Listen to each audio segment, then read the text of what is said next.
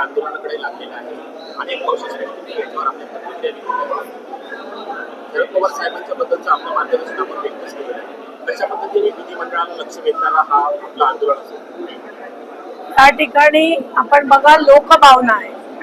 ज्या वेळेस विमानतळ झालं तेव्हा माननीय मुख्यमंत्र्यांनी सांगितलं होतं विमानतळाचं भूमिपूजन झालं तेव्हा हे सांगितलेलं की विमानतळाचं उद्घाटनाच्या आधी विमान उडण्याच्या आधी आम्ही त्या ठिकाणी या विमानतळाला लोकनेते दिवा पाटील साहेबांचं नाव देऊ.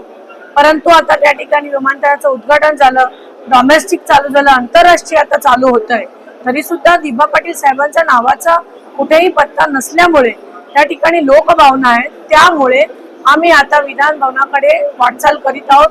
आदरणीय पवार साहेबांचं याला मार्गदर्शन लागलेलं आहे. आदरणीय पवार साहेबांनी सुद्धा सांगितलेलं आहे की राष्ट्रवादी काँग्रेस पक्ष म्हणून आपला या आंदोलनाला पाठिंबा आहेच, परंतु या ठिकाणची प्रथम उरणचे प्रथम नागरिक म्हणून आणि या दिबा पाटील प्रेमी म्हणून त्या ठिकाणी आम्ही सुद्धा या आंदोलनामध्ये उतरणार आहोत.